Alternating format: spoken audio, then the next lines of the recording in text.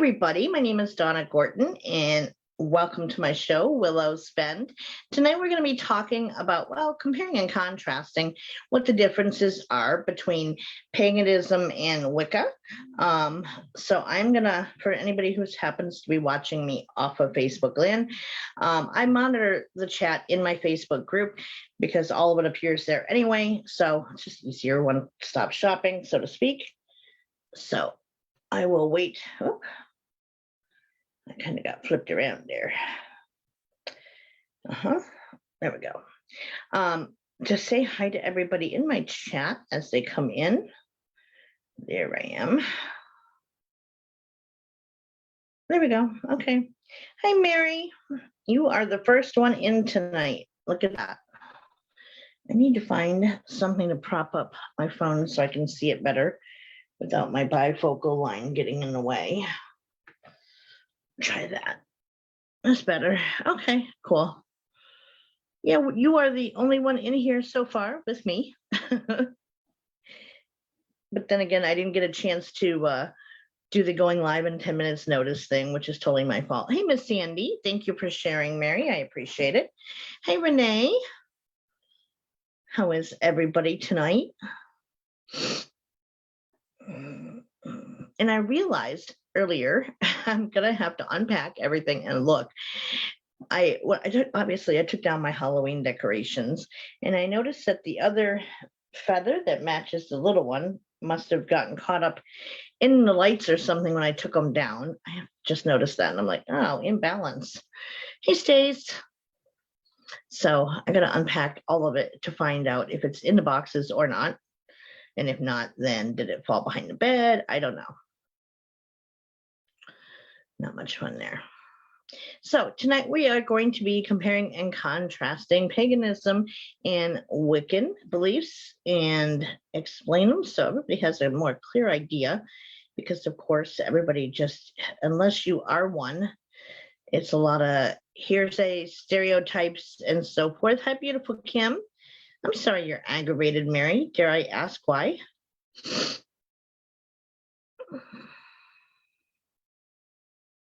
So I am going to go ahead and do the sage blessing and protection that we always do. And hopefully more people will be like, oh yeah, Donna's on.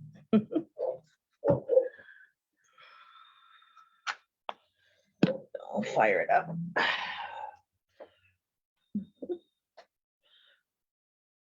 Didn't need that second book of matches tonight, which is good. Wasn't sure. Sometimes it does. And one match isn't sufficient. There we go. You can hardly hear now. I don't know why. I didn't change anything, Renee. So with this sage, I cast a circle of protection around everyone who is watching the show, either in the group now or within a replay afterward. May that protection protect them from any ill will or harm of any kind, and follow each and every one out of the show into their personal and private lives as well. So I will it, so mote it be. Fired up. The landlord is trying to sell a trailer from underneath us. I always love it when that happens, Mary, and it, you know, they don't understand just how nerve-wracking that is. I'm sorry you're having to deal with that. You have a busted eardrum. That's not good, Renee. I've had one before and it sucks. Don't forget to like, share, and subscribe to Soma Fusion. Absolutely. You're very welcome, Sandy.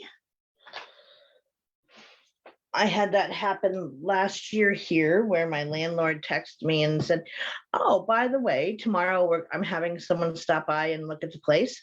So hope that's okay. I'm like, well, I don't see where I'm being given a choice, so I guess it has to be okay. So does that mean I'm going to have to maybe move? And he said, oh, yeah, no, probably not. So probably not. Okay, well, that's great. You mean you don't know? Hey, Tanya, how are you, beautiful? So it is nerve-wracking, and I'm sorry you're having to deal with it. It sucks. And hopefully, you know, it'll be a good long time. And just start preparing for the eventuality that you may have to move, I guess, is the only advice I can give, which isn't great advice, of course, but it's the only one there is for that situation.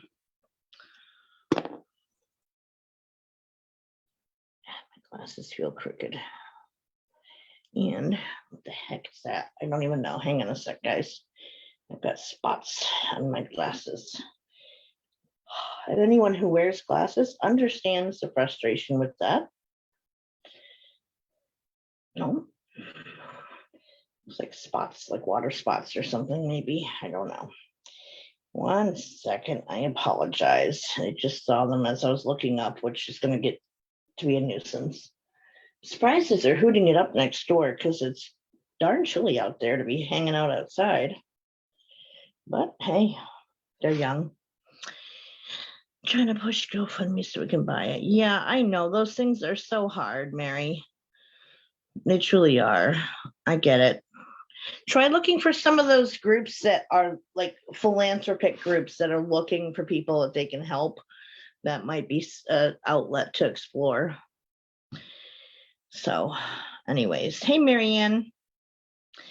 All right, so paganism versus Wicca. Now, as many of you know, I consider myself a Wiccan. If I'm going to give myself a label, that's probably the main one I use to help explain to people who I am as a person or what my beliefs are and my way of life. But I mean, I kind of wear many hats. I had somebody who I did a house clearing up for last night. She messaged me today saying, well, my friend slept so good last night and she wants to go on air and tell her story of what happened and wants to give you credit. What does she reference you as? And I said, well, I wear many hats, so you can use whichever one works for you. Oh, and before we get going with that, shout out to Miss Nancy Lee, who is watching but has joined the elite jailbirds of the likes of which, like myself, Karen, Tanya, who have all been in Facebook jail. And so we are kind of patriots in that way of we understand. So she cannot comment until after 11:30 tonight, because she was a little rebel and she got in trouble and her hands spanked by Facebook. So at any rate, she is watching. So shout out to Miss Nancy. We love her. We miss her, but we know she's watching. Yes, Sandy. I thought I said your name, Sandy. I apologize if I didn't. But yes, you got busted too. My little rebellious sisters. So yeah, Sandy Miller. I think it's some sort of a podcast or like paranormal experiences or something. I have no idea even what the name of it is. So I just gave her a list of all the different titles I have. And I said, pick one, whatever one works for you, I guess. Because I do wear several different hats and have been given several different titles. So I don't ascribe to any one specific thing, but I guess Wicca probably comes closest for me. So we're going to compare and contrast to give people a better understanding of what it is, what the belief systems are, what the practices are involved, and so forth. And some of you may even find that they fit you. You never know. So anyway, paganism is a modern religious movement incorporating beliefs or practices from outside the main world religions, especially involving nature worship. Being a pagan is a term that was first used as far back as the 4th century by early Christians for people who were in the Roman Empire who practiced polytheism, which is a belief in more than one god or higher power, or ethnic religions like folk practices, or other than Judaism. And it's kind of got lumped in with like being a heathen and so forth.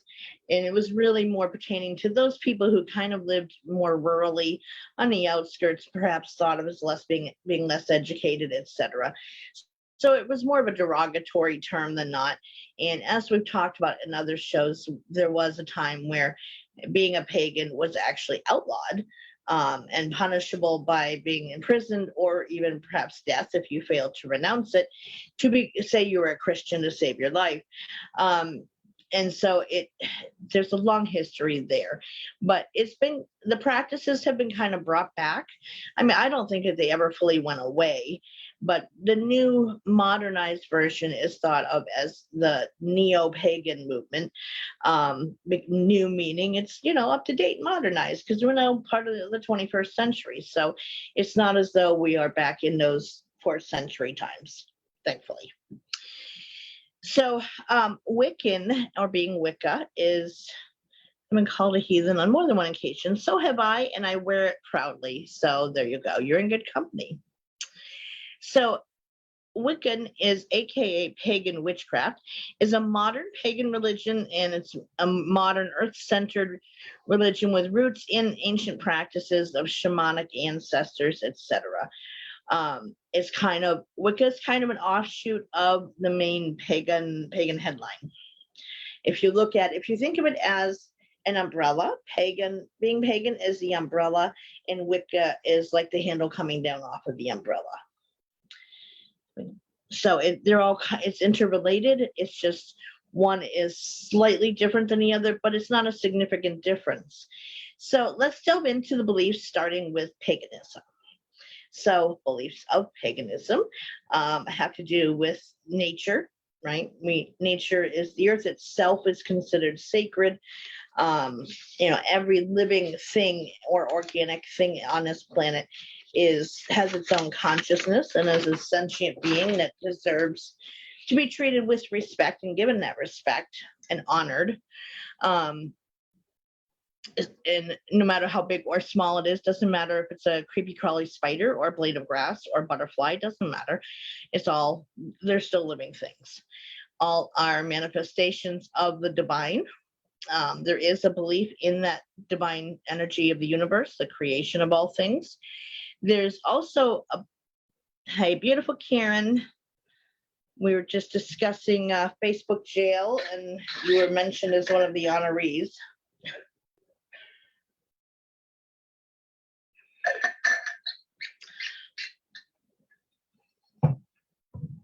Hi, Sandy Fritz. So there's also a belief in both energies of male and female coming to get together. Yes, the divine goddess is venerated in that, all life springs from the feminine form, but both energies are present in the universe, and you have to have both. But the feminine energy is revered more because she's the mother energy. She brings forth life. Like, that's a huge part, obviously. Exactly. So Nancy is our newest compatriot for Facebook jail. So anyone who follows a faith outside of the 3 Abrahamic religions of Christianity, Islam, and Judaism is what are considered modern pagans. And there is a belief in usually more than one god or goddess, and the male and feminine energy, like the yin and yang. You got to have both together. That creates life in all forms, on all levels. However, again, it's the feminine is revered. I'm hesitant to say a bit more, but it kind of is, because she's the giver of life on all levels. So, and many times you'll hear talk in different circles about the maiden, the mother, and the crone. And those are the 3 stages of life of the woman, where as a maiden, you're young, carefree, no worries, dancing, singing, celebrating life. The mother is, time to bring forth that life and raise a family and take on your God, your husband, or father of your children. And then the crone is when the family duties are completed, pretty much, and that you're able to sit back and you live by the wisdom you've gained through all those years of experience. So, like, for example, I consider myself a crone. I'm 50 years old, and my daughter is well grown now, and those duties are over with. So now I'm a teacher, and I'm a conglomeration of all those years of experiences and wisdom gained. So I celebrate the fact that I'm a crone. So dark, there is no light. So you got to have light and dark. Absolutely. It's always a balance. So many pagans believe in more than one god or goddess. If you think about in terms of, like, with the Greeks, with the Greek pantheon, that, there was a ruling class of gods that were seen to be in control of us and have created us. And they all had different abilities and practices, and Zeus was kind of the head of the whole thing. Well, with pagans, it's a slight bit different in that the goddess in the divine feminine energy in and of itself is sacred. However, there are many different goddesses within that umbrella, if you will, again, to use that analogy. Whereas we often have one goddess that we feel closer to than others, and they become so it's similar to like how Catholics have a patron saint that they pray to more often than anybody else, or call in one over another. Well, with pagans, it's similar to that in that you have one goddess you can call on any of them at any time, of course, for assistance with different things. However, you have one that you kind of are closer to than others. Death basically comes after crone and then rebirth. Sandy, to answer your question.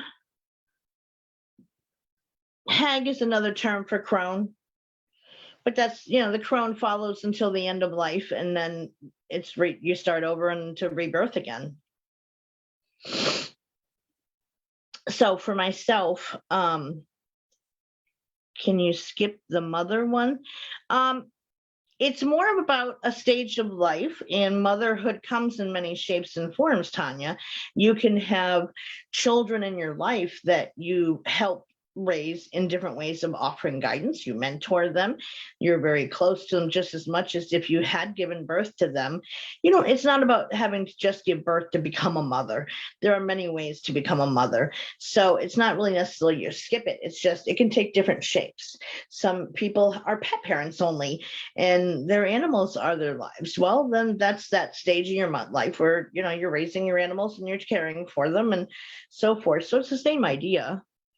And some people, have nieces or nephews or grandkids or whatever that you're close to that you help kind of guide along the way. And it's the same idea as, motherhood in essence at its core, not as intense perhaps, but, you're still important in that child's life as a guiding force for them. Did that? And the boy looked at me as odd. Exactly, Sandy. And I've been called that by many children and or even just mom when I certainly didn't give birth to them. I'm not raising my cat, I'm her slave. Well, cats are a whole nother breed, Karen.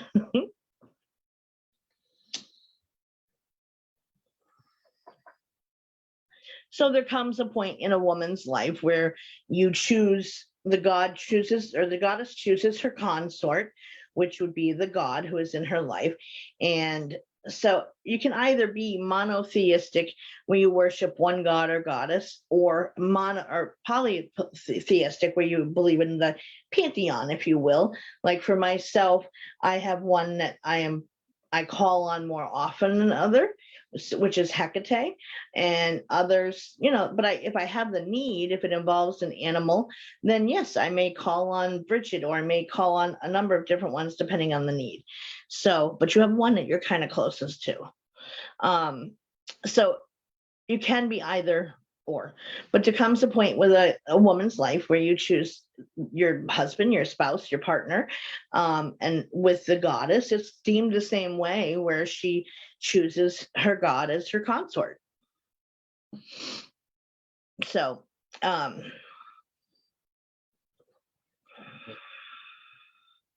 sorry, I'm just trying to decipher my handwriting on that one.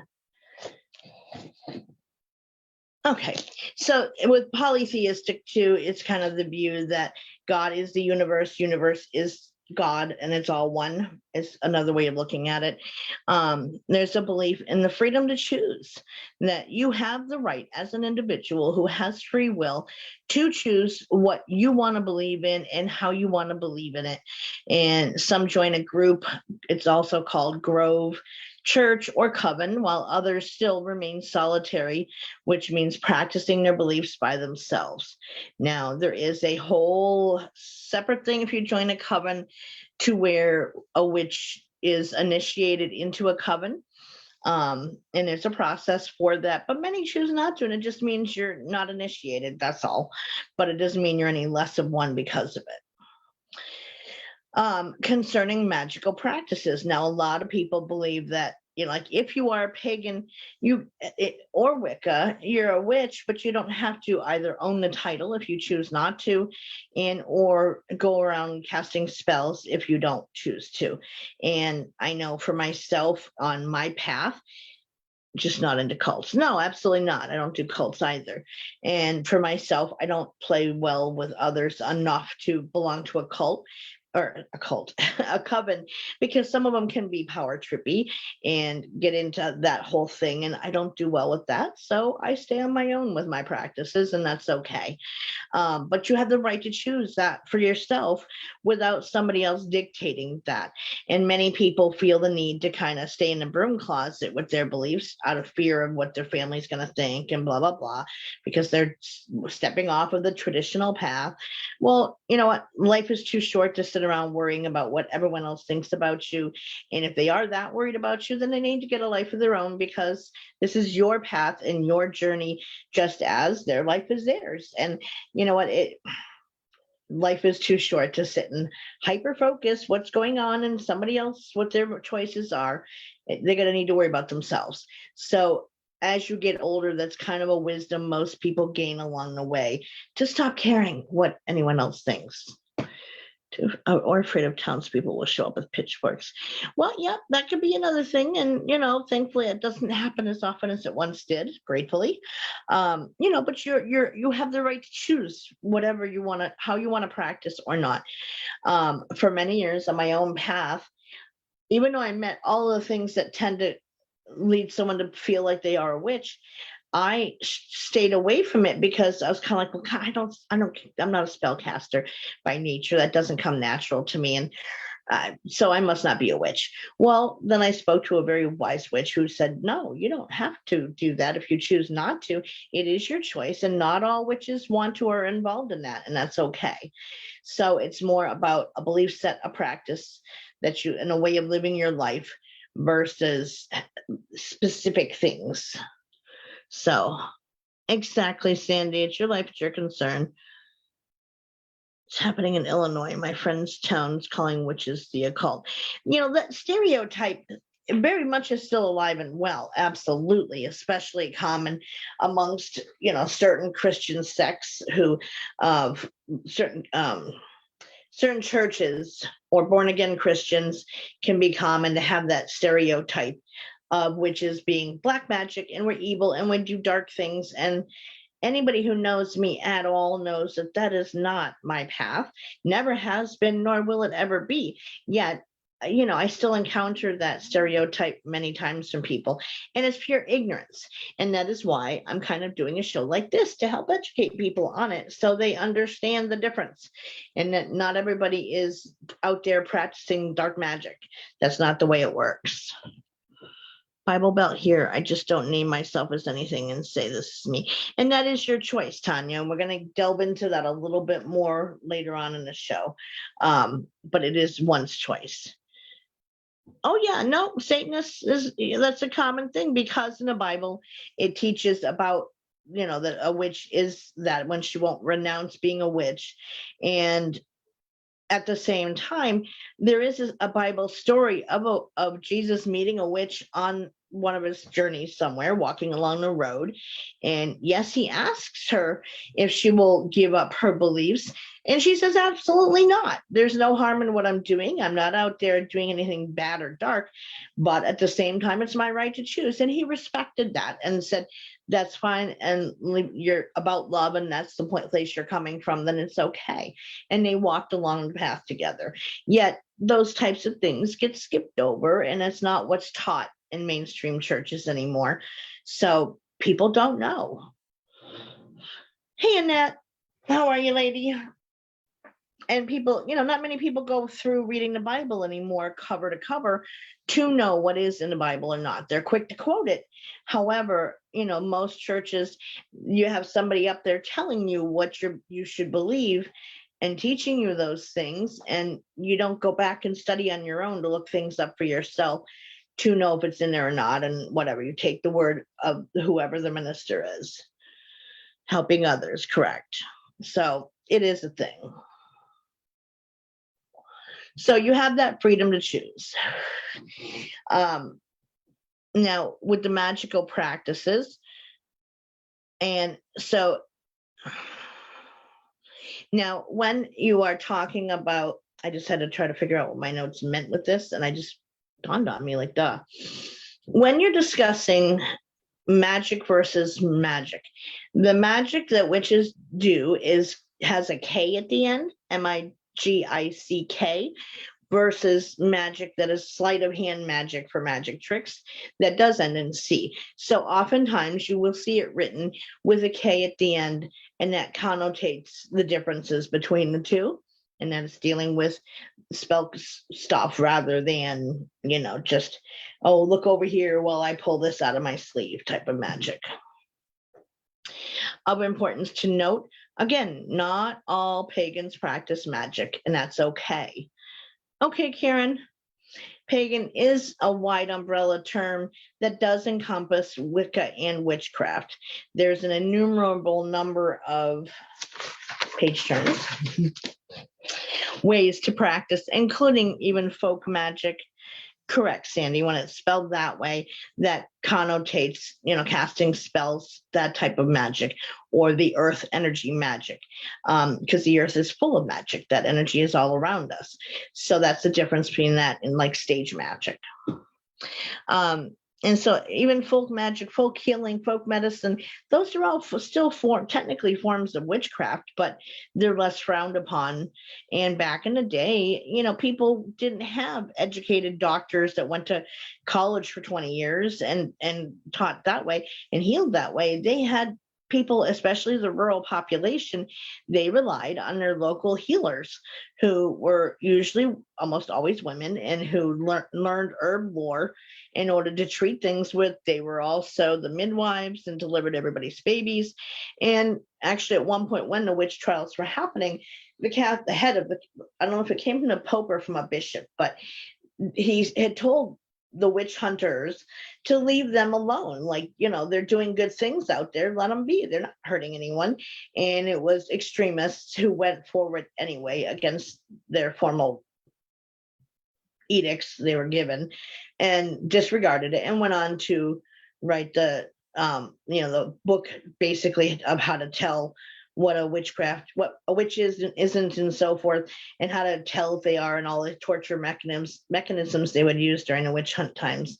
But they ignored what they were told from the high up. They were told, leave those people alone because they're medicine women and they're helping, not hurting.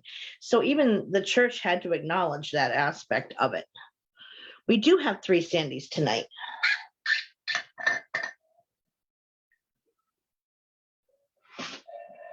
What's it over here? Stay? Yeah. Nope. How about there? So with regard to the afterlife, many pagans believe strongly in reincarnation. Others believe in something similar to heaven, but don't call it that. There can be kind of a likening of beliefs to the Vikings, and it can be seen as heaven versus being called heaven, which is a Christian term and idea. It can be referenced as Valhalla, Summerland, the Celtic underworld, and it's still an idea of what the afterlife is, of some place that you go and you reside in spirit and after you die.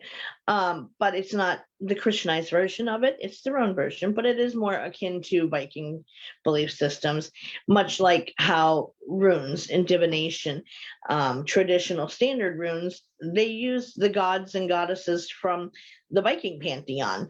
And that's what, the runes you read are those. I find them, as far as my memory stuff goes, I'm not great at remembering all the different names or the pronunciations. So I'm quite happy with the witch runes that Tanya made for me, and I'm good with that. So there is a belief in an afterlife, whether it is in reincarnation or having a separate place that your soul goes after you die. Most deny the idea of hell or eternal damnation. Many believe we also go on to become an ancestral guide to our loved ones.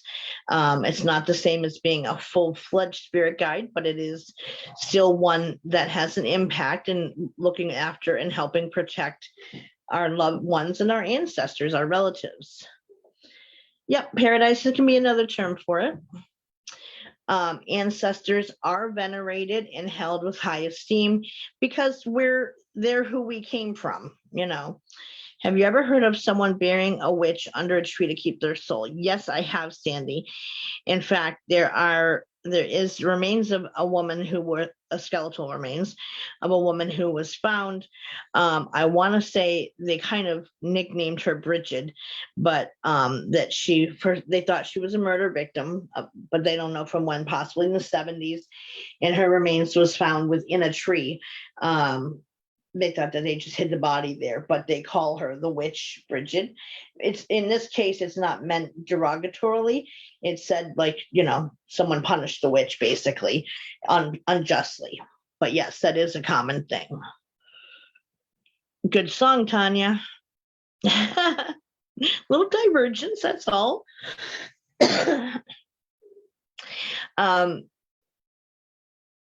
So pagans, they do venerate their ancestors because we came from them, and they're all around us, as we believe. And it's not at the same level as gods or goddesses are venerated too, but it's not uncommon for someone to have an altar to their ancestors within their home, containing pictures or things that were important to the person in life, to kind of just acknowledge and honor them, that they are still walking with us and guiding us in this life. So ancestors are deemed a little bit more important than what I would say average people tend to give that over to their ancestors for. As far as morals with pagans, many people judge pagans as being heathens, savages, or godless, and which obviously isn't true. We have our own beliefs, yes. However, as in all the other main religions and belief systems out there, they're really not that different, and the core root of idea behind it is the same, regardless what title you give it. It's what humankind has done with it after it first was presented to the world. Yep, you're correct, Renee. Tree roots are supposed to bind them. And so, like, you know, the core message amongst all of them is about love. I have 2 places of memorials set up. Very nice in that. And many people have that anyway without recognizing it or calling it an altar. But, you know, because altar in most people's minds gives the idea of sacrifice, and which is more of a Christian ideal. But true altars, you don't sacrifice anything there. You make offerings to whoever the altar is for, and if it's for a specific ancestor, you may, you know, if it's a special meal time, you may leave them a plate of food there for the afternoon. It's saying, here, this is for you, we're thinking of you now. Or light a candle for them on the anniversary of their death date. Things like that. That is a way of honoring them. So find where I left off in my notes. So pagans do not believe in the idea of sin, which is also like a Christian ideal. We believe in making good choices in our life, and that there are consequences for your action. Every action has a consequence, good, bad, or otherwise. Sometimes the consequence just is, and it doesn't hurt us for having whatever decision we happen to make. Other times, yeah, it's a hard and tough consequence because we made a bad choice. Duh. You live a good life, you make good choices, it'll be okay. Halloween, eat and drink in their honor. Yep, exactly, Karen.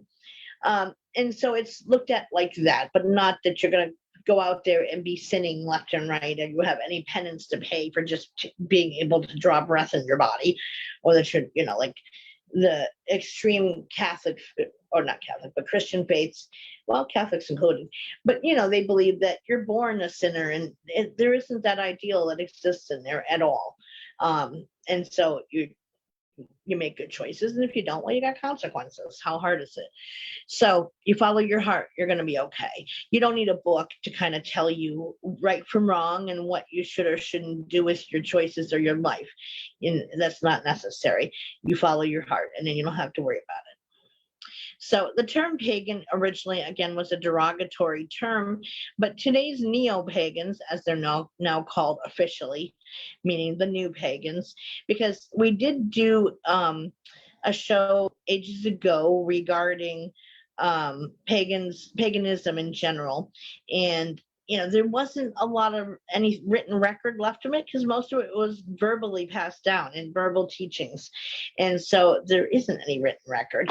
So it's really that kind of a say-so that got forwarded to the next generation, or to each generation, and the new ones kind of modernized those beliefs. If you don't sin, Jesus died for nothing. Yeah, it's that idea too, that like, again, that we don't have to have someone sacrifice their life in order for us to make good choices for ourselves.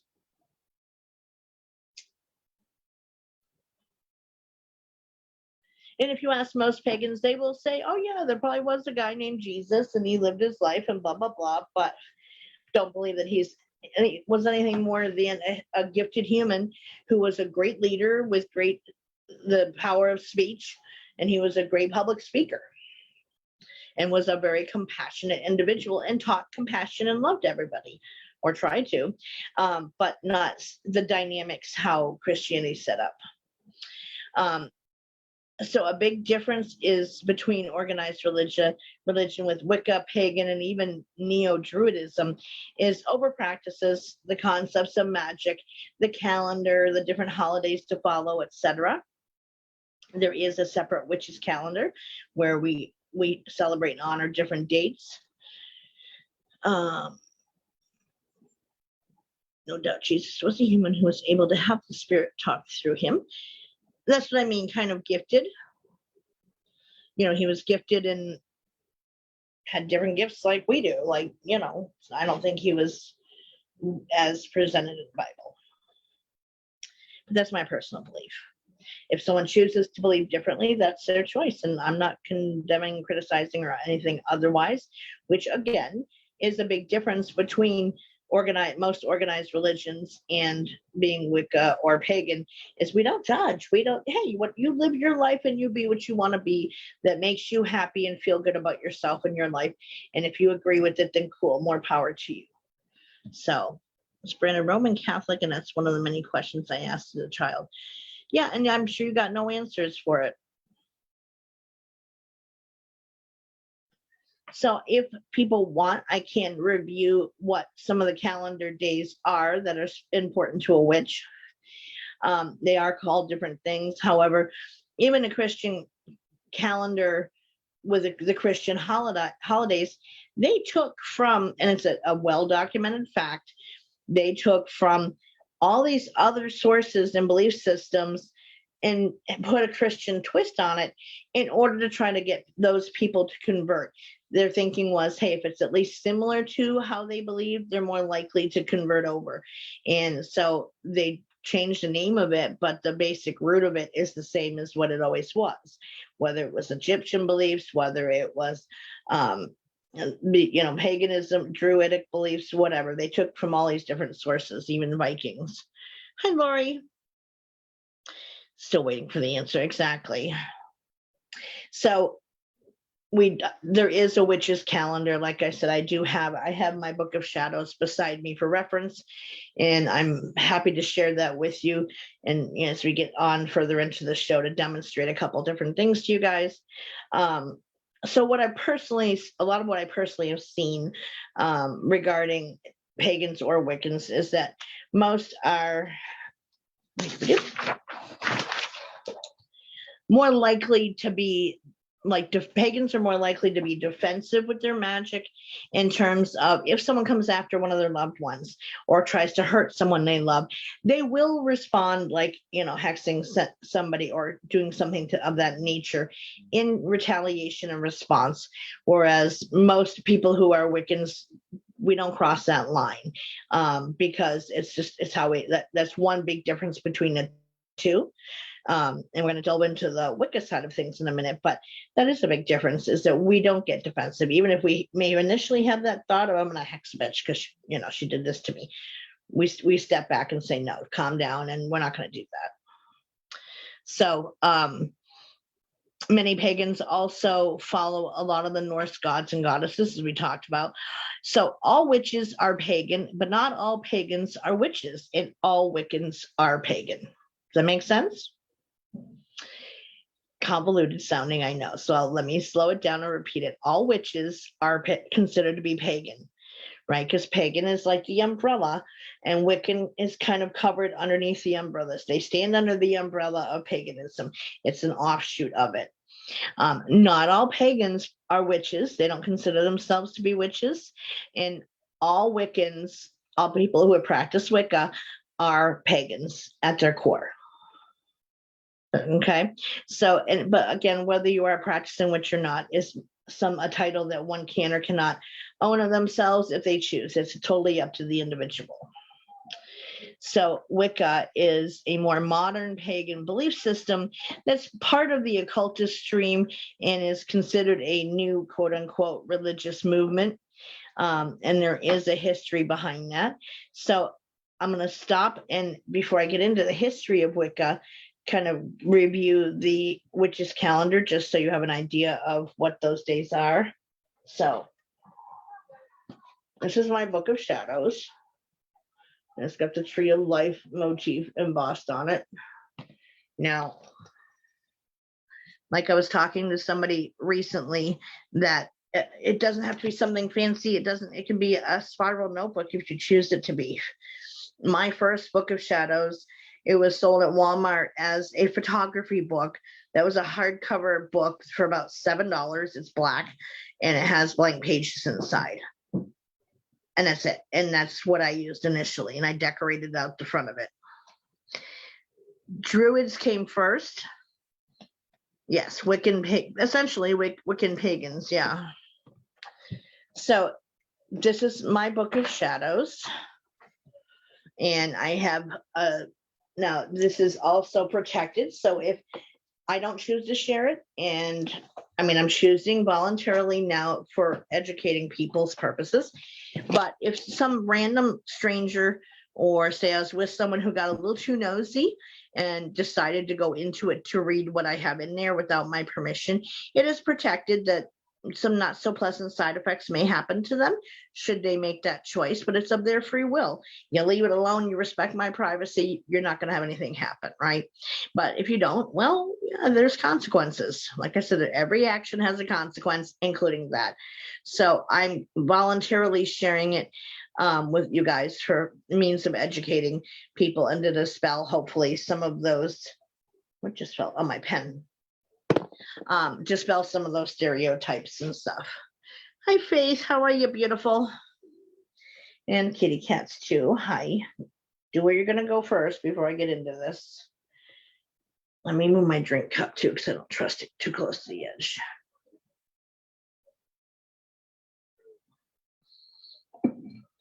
Okay. Why are we milestone followers? Oh, those are, each group has like badges, quote unquote, and that means that you were around since the beginning of the group. And that's all it is. It's just acknowledging your faithfulness to the group and support. Now, I'm not going to go through the entire book with you, but you know, some of it I will. Can you get where you're going to go, princess? My darling. Standing on me is not conducive to my show. If you don't mind, I love you, but come on, hop down. Come on over here. Go that way. There you go. Move along. You don't have that. You don't have one. And it's okay if you don't, Sandy. It's what a Book of Shadows really is. It's a journal of your journey. If you do try different spells, what worked, what didn't work, in order for to remember it, because it, you know, there's a cajillion different spells out there online. And okay, that's well and good to show people like kind of the flow of them. However, it's going to be much more powerful if you write it yourself versus taking, excuse me, someone else's words and using them like your own. She does have to be seen. She's a cat, Renee. You know, she is a goddess in her own twisted right. It's also, it can be to store information, and it's really whatever you want to have in it. It can also be known as not just Book of Shadows, but a grimoire is another name for it. Okay, land bridge is now closed, lady. The badge part, yes. Yeah, the badges for the milestone follower are the badges for the group that you get for having been like a longtime supporter of the group versus a new member. Okay, so like my first page is kind of like my reminder vow to myself of, you know, how I will conduct myself. And I aspire to be an empowered spirit with vision and grace, to be kind but strong, confident and self-aware, respected for my mind, admired for my heart, and above all, always honest, open, and true to myself. And that's kind of like my power statement here. Oh, you mean you don't have a badge, but you do have a book. Oh, gotcha. I don't know why you don't have a badge unless it's I don't know. That's kind of weird. It's not something that I give out. It was in the group. It's something Facebook gives you. So I have kind of like my own journey through all of this over the last 30 odd years in here, but also there is an oath that I took for myself in dedicating myself to this path. Now, it's not the same as being initiated in a coven to become a full-fledged quote witch that way, but it's, again, there's it with neo-paganism and such. That's the beauty of it, is that there are way more solitary practitioners now than ever before, and it is a choice. So one can choose that for themselves. To, whilst you're not initiated, you are still what you are and what you consider yourself to be. Facebook stuffers admit a book. Sandy is not part of the administration. Sandy Miller is, but Sandy Griffin isn't, but she's one of the founding members. But again, it's not something that I give out. I only click the button to allow badges, but I'm not the one that like gives someone a badge, if that makes sense. So I just allowed them in the group, and then Facebook does the rest. So if someone has one, I'm not sure. I mean, I would assume it's that you were, you know, that you reached a certain milestone of time in the group, perhaps, maybe. I don't know. It's not something I give out, so I'm not sure what their reasoning is behind when someone gets a badge or doesn't. So it's best guess, as always, with Facebook. So the oath I undertook for myself is I undertake this path of my own free will and for the good of myself and humankind. I will follow the Wiccan law, do as thou will, but harm ye none. I do not seek powers over others, but aim to increase my own knowledge, self-esteem, and happiness through the craft. I cast no spell against another's wishes or their best interest. I embrace the law of threefold return. What I cast out into the universe will return to me 3 times as powerful. I promise to keep the identity of my fellow witches secret and to help protect them from harm. I will attempt to gain a true and deep understanding of the craft. I respect all life as sacred and treat the earth and all of its inhabitants with love and care. I thank the goddess for this path and promise to uphold the best traditions of the craft. And that was my oath that I undertook, that I found that fit me, that it felt right to use. What other one that someone else might use is going to be for, you know, what feels right to them. Facebook quirk, Sandy's. No, she absolutely is, Karen. And again, you know, it's not my doing. I don't know what their requisites are for what badges, who gets what is. It's just on my side of things. It's simply a button that I can say yes to or no to allow the badges or not. Beyond that, I don't know. I don't know how they choose that. So how you have yours set up is different for everybody. I have mine set up with different tabs that make it easier to access because I'm kind of anal retentive with organization and stuff. But I want quick reference to not have to search through like mad trying to find one thing that I'm interested in looking up or need to look up for something. So this is the witch's calendar. Like I said, I'm not going to go through the whole book because it's not everybody's business, but so obviously we have Samhain, which is Halloween to most people, which is October 31st. And it is, even though it looks like Samhain when typed out, it's pronounced Samhain in the old Celtic language. It celebrates summer's end and it's a time to prepare for winter, but it's a witch's New Year's. So it's our New Year's Eve. And so you would also acknowledge and celebrate November 1st because that would be the actual day. Thank you, Sandy. I found it online, Annette. I want to say I paid maybe $50 for it. And so it's embossed on both sides. It's embossed and it's got, the parchment paper inside. But they come in different sizes. I think there's one website. I think that's a website I bought it off of. There's a lot of different websites out there that sell like witch supplies, if you will. And I think it may be off of one of those that I got it for myself as a reward for something I accomplished. And it was a gift I gave myself, basically. Yes, it's very much easier, Sandy. Yeah, a lot of people mispronounce Samhain, which is where I was kind of explaining how it's said. Thank you, Tanya. Yeah, it was, a lot of them come in like 5x7. They're sold as journals more often than not. But it's whatever you want it to be. You don't have to have something big and fancy or, embossed or not. You can use a 3-ring binder notebook if you want. That's your choice. So going forward from October 31st, you have December 20th to the 23rd is winter solstice, which is a celebration of the Sun King, who is looked at as the giver of life. And evergreen boughs are symbolic of immortality because they never die, and they represent the eternal aspect of the divine. So that's where the idea of using and decorating with evergreen boughs comes from, or people making wreaths out of them, etc., comes from that originally, that they were seen as, the immortality of life. December 21st to January 1st is Yule, and that celebrates the rebirth and the return of the Sun King, planning for the future. It's the dark half of the year relinquishes the light half, and it's a time for families to reconnect and come together again and celebrate the family unit and get, spend time together, because the work of the nice weather months is done, the harvest, etc. And it's all that indoor time. So it's time to reconnect. Mine is black and white dotted, one like kindergartners use, the binded kind sewn up the middle. And that's fine, Sandy.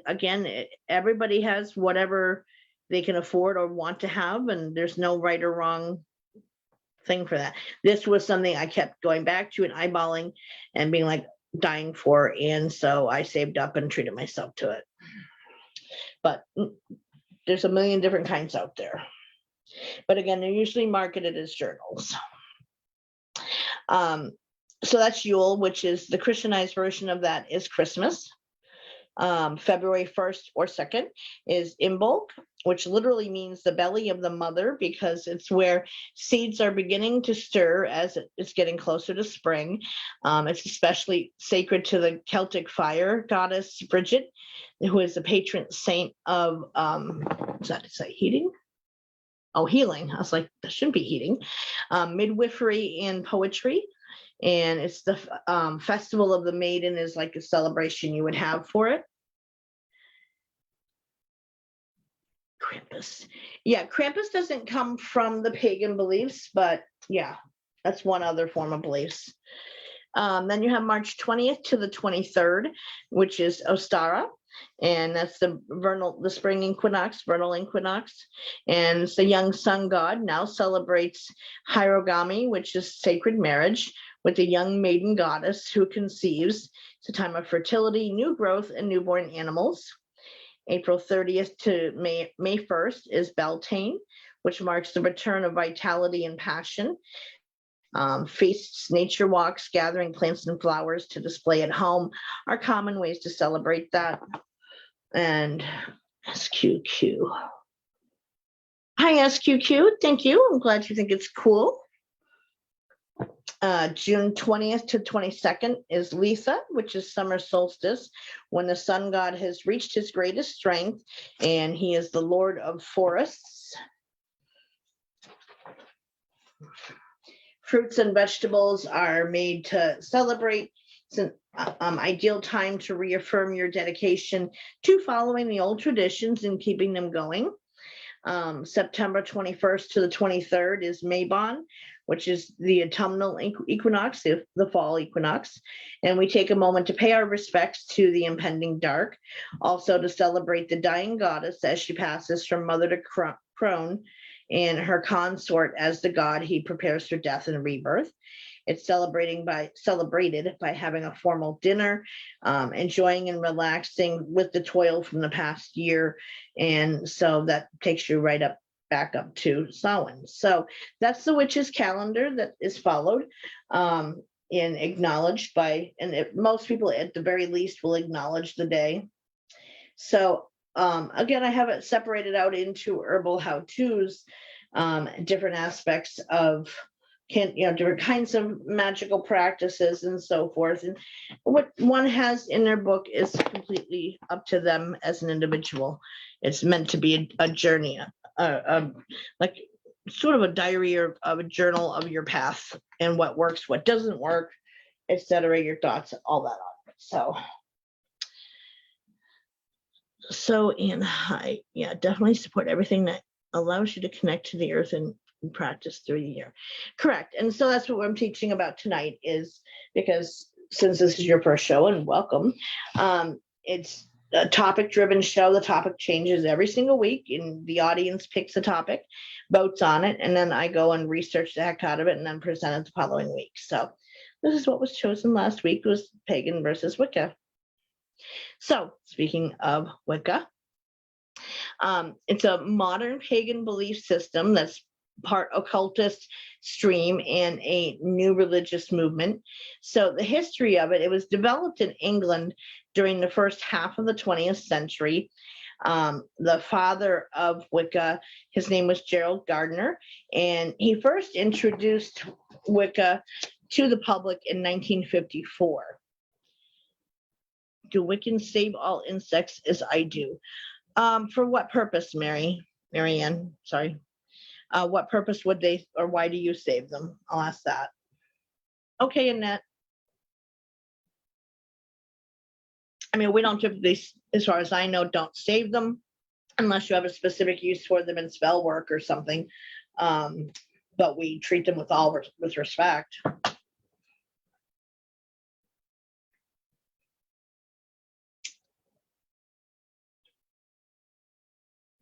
Oops, I forgot to put my pen back in my book. I stick this back in there. I keep a pen in here for, when I'm going to jot it down. So I got a pen handy at all times.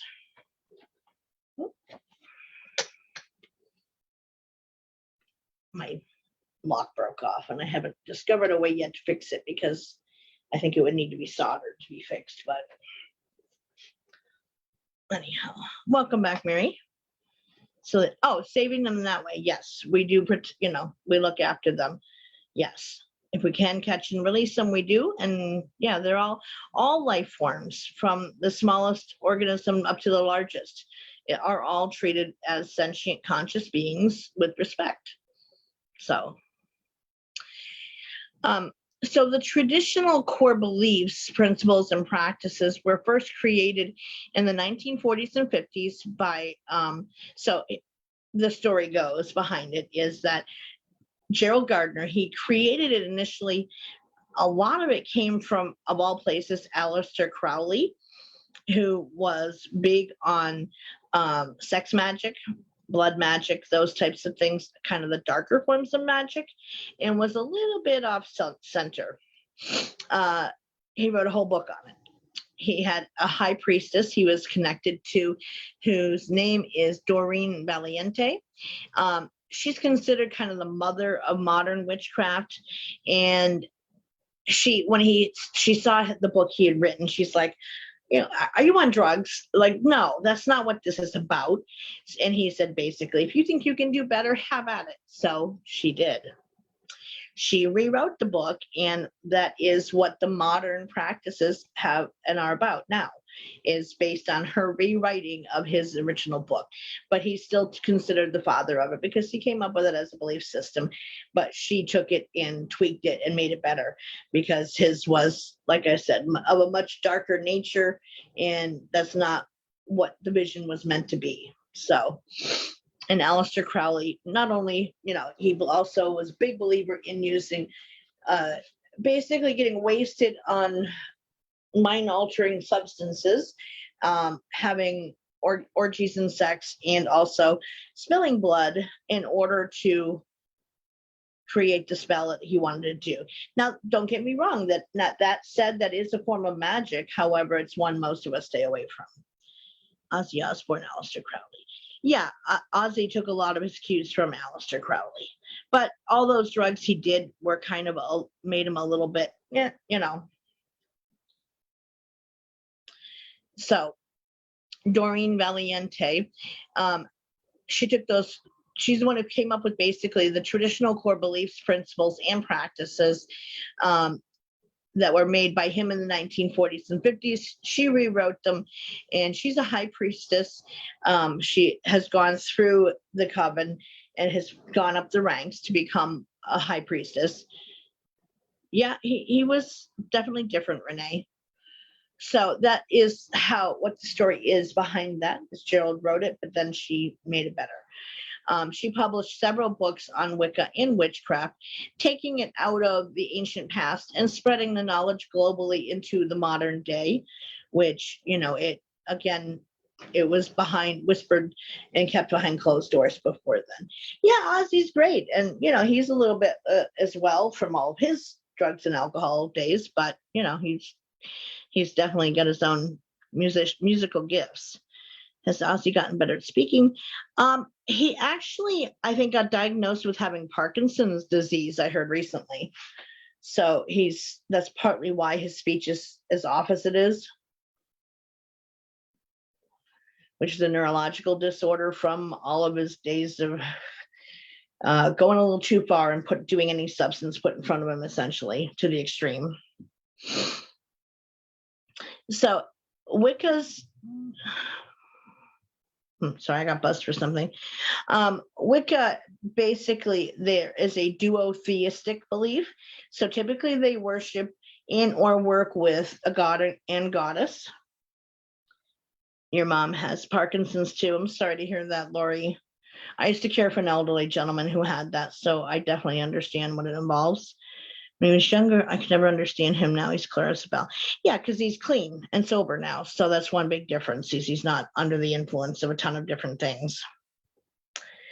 So the belief, or the god and goddess overall as a whole in Wicca, is often referred to as the triple goddess and the horned god. And it's often represented kind of, now, excuse my imperfect drawing, but it'll give you the idea anyway, is of this, where you have the horns on the top, over on top of a circle, and the circle can also be often represented by the phases of the moon. You'll see the two crescents, the waxing and the waning, and then the full moon in the middle. So that's the triple goddess, and that is the triple part comes from the maiden, the mother, and the crown. Does that make sense as a breakdown of that? He got lost in the street right in front of his own house. Yeah, that's okay, Mary. So does that part make sense as far as breaking down what the triple goddess is and means? Hi, Sandy.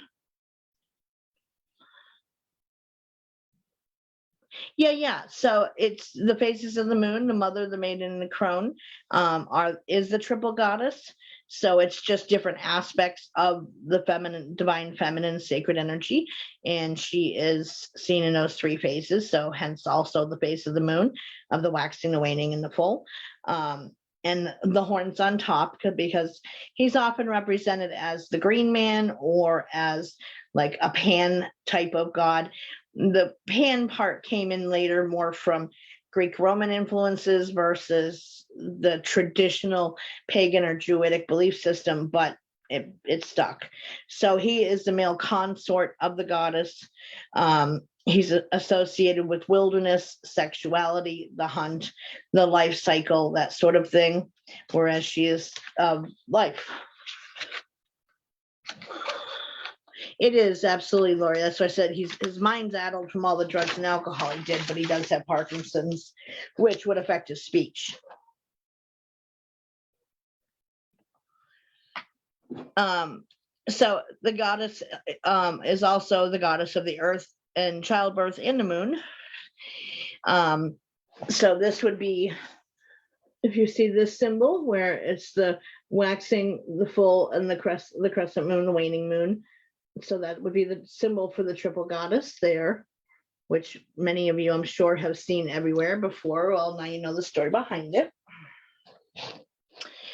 Some Wiccans refer to them as the god and goddess as the lady and the lord, is another way that they say it. Okay, Lori, almost said Sandy because that's above you. So there is also what it's called the Wiccan Reed, REDE, which is that translates the word read in this case, is translated into meaning like a law, a guide, a morality, and what a vow one takes to follow. Aussie has Parkinson's, and Lori's mom.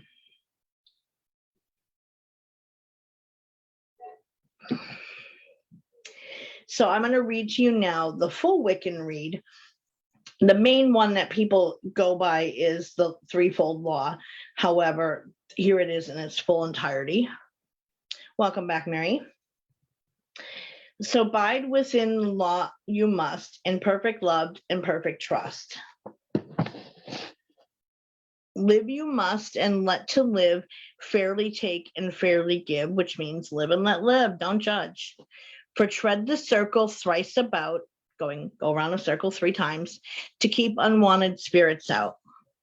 To bind the spell well every time, let the spell be said in rhyme. A spell doesn't have to rhyme, but it does flow more easily off the tongue when put into rhyming format. Light of eye and soft of touch, speak you little and listen much. This is just something that I learned, and it might be a little too deep, but back in the old days, very, very old days, those under pagan Wiccans were healers, and even goes as far back as, let me see where, let's see, village doctors, psychologists, psychiatrists, and counselors. Often they were here to help and aid in anything that affected the earth guide herself. The drug company cartel we know today, Big Pharma, infiltrated all of the witches and Wiccans and pagan beliefs, along with the help of other religious affiliates, did everything they could to smash away the beliefs of anything that connects to your earth. I just lost my place. And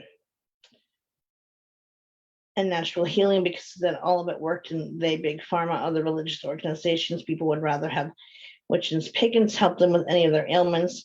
This was the chicken cartels off. I could be wrong, but this is some of the stuff I learned.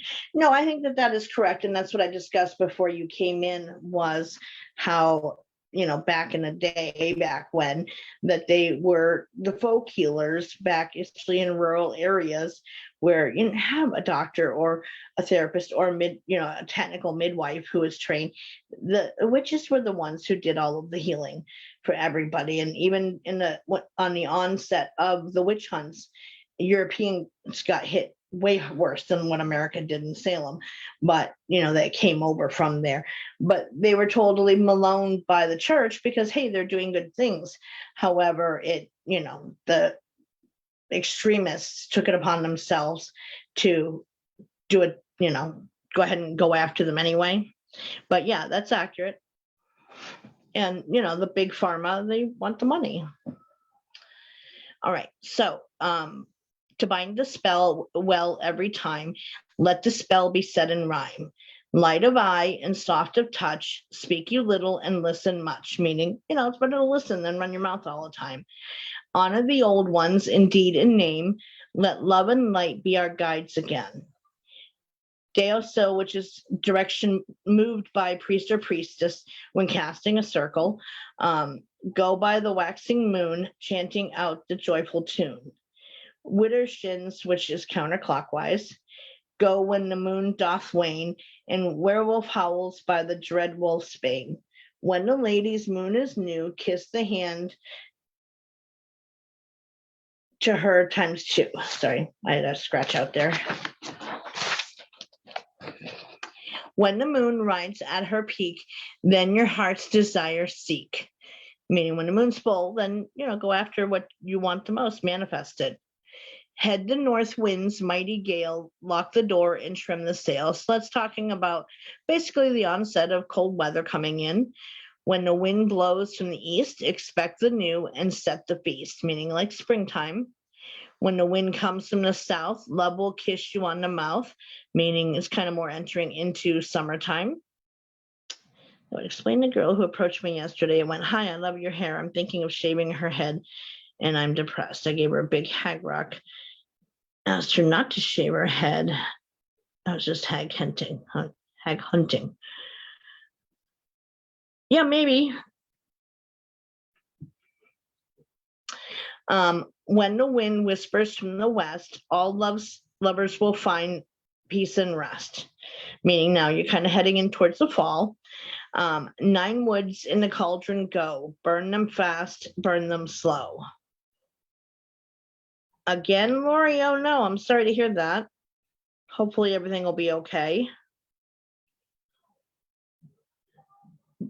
So it goes on to talk about the 9 types of trees out there and why they're sacred, essentially. 9 woods in the cauldron go. Burn them fast, burn them slow. Birch in the fire goes to represent what the lady knows. Oak in the forest towers with might. In the fire, it brings God's insight. Rowan is a tree of power, causing life and magic to flower. Willows at the waterside stand ready to help with the summer land. Hawthorn is burned to purify and to draw fairy to your eye. Hazel, the tree of wisdom and learning, added strength to the bright fire burning. White are the flowers of the apple tree that brings us fruits of fertility. Hi, Melissa. Grapes grow upon the vine, giving us both joy and wine. Fir does mark the evergreen to represent a more immortality seen. Elder is the lady's tree, burn it not, or cursed you'll be. 4 times the major Sabbaths mark.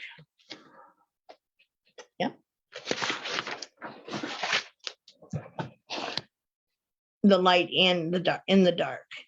As the old year starts to wane and the new begins, it's now Samhain. When the time for Imbolc shows, watches for flowers through the snows. When the wheel begins to turn, meaning like the wheel of time and of life. When the wheel begins to turn, soon the Beltane fires will burn. As the wheel turns to Lammas, night power is brought to magic right. 4 times the minor Sabbaths fall. We use the sun to mark them all. When the wheel has turned to Yule, like the log, the horned one rules, meaning the god. In the spring, when night equals day, time for Ostera to come our way. When the sun has reached its height, time for oak and holly to fight. Harvesting comes to one and all when the autumn equinox does fall. Heed the flower, bush, and tree. By the lady, blessed you'll be. Where the rippling waters go, to cast a stone, the truth you'll know. When you have and hold a need, hearken not to others' greed. With the fool no season spent, or be counted as his friend. Merry meet and merry part, bright the cheeks and warm the heart. Mind the thricefold laws you should, 3 times bad and 3 times good. When misfortune is enow, wear the star upon your brow. Be true in love, this you must do, unless your love is fake to you. These 8 words the read fulfill, and ye harm none, do what ye will. My comments aren't scrolling. No, tree language. Yes, absolutely. No, they do speak. Absolutely. They have their own language, and science has just kind of wised up to that fact that they have their own language. So the Wiccan Read was first publicly recorded back in 1964 in a speech by Doreen Valiente. It mentions Sabbats in there, and those are seasonal festivals that are associated with the sun and the horn god. And the Esbats are celebrations both encompassing the cycles of the moon and are associated with the goddess. And they are for both pagans and Wiccans. I have to say goodnight. Had early appointment with orthoprendy and they worked me over. Okay, good night, Annette. I sit down, girl.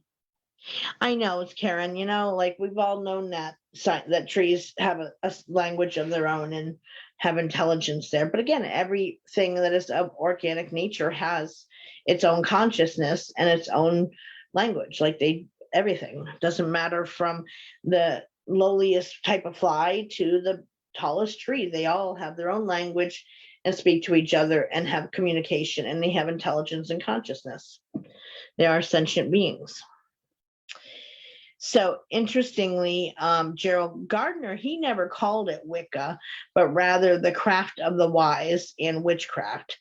So it's actually not known who first coined the term Wicca, and the first recorded use of the word was back in 1962.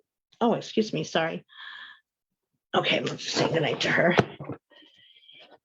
Some look at the goddess as not as a living deity, but rather like a Jungian archetype, or even like a universal primal of symbols and images that derive from the collective unconsciousness, is how some people look at that. Absolutely, Karen. And hence in that read of talking about, listening more than you flap your mouth, because the more you talk, you're not hearing what's being said. So the mother goddess is life, fertility, and springtime.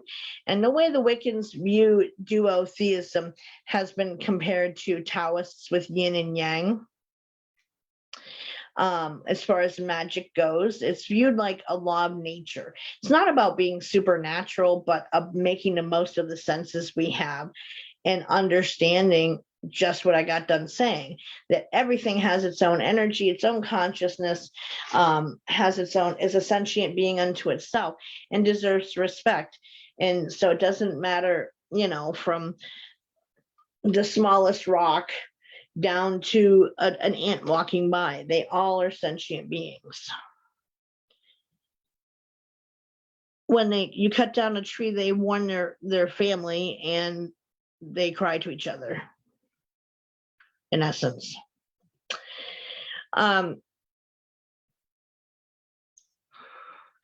So not all Wiccans learn or practice witchcraft as much as the pagans do. And again, it's a choice. You don't have to. Some only choose, like for myself, I do more candle magic if I'm going to do any spell work. Others do very complex spells that have a mad ton of protocol to follow in casting one. Not everybody wants to mess with all of that, and they choose not to, and that's okay. Some choose not to do any of it, and that's also okay. So according to Joanne Pearson, who is a religious studies scholar, quote, identification as a witch can provide a link to those persecuted and executed in the Great Witch Hunt, which can then be remembered as a Holocaust against women, a repackaging of history that implies conscious victimization and the appropriation of Holocaust as a badge of honor. Gendercide rather than genocide. An elective identification with the image of a witch during the time of persecutions is commonly regarded as part of the reclamation of the female power and a misuse by modern feminist witches as an aid in their struggle for freedom from patriarchal persecution. Now, that part of it, I don't necessarily agree with, as far as that, it's a myth used to empower our struggle. Yes, we do live in a patriarchal society. The whole world is. However, we outnumber men big time. And so, yes, we honor our ancestors who were killed in the Great Witch Hunt. It's not seen as like we're being stuck in victimization mode. Not at all.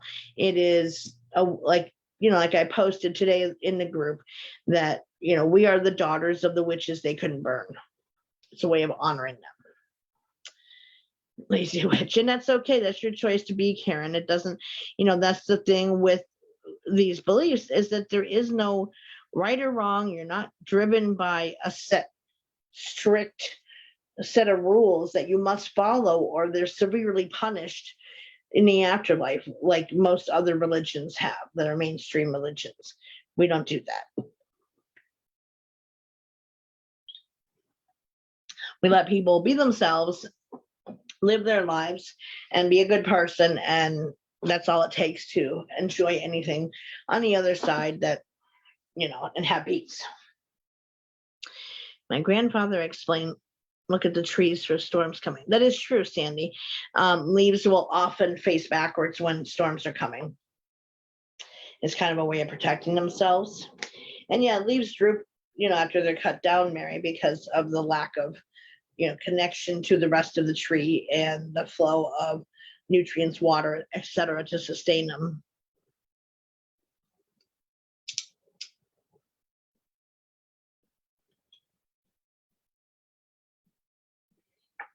So the pentacle, I wear one all the time. Oh, there we go.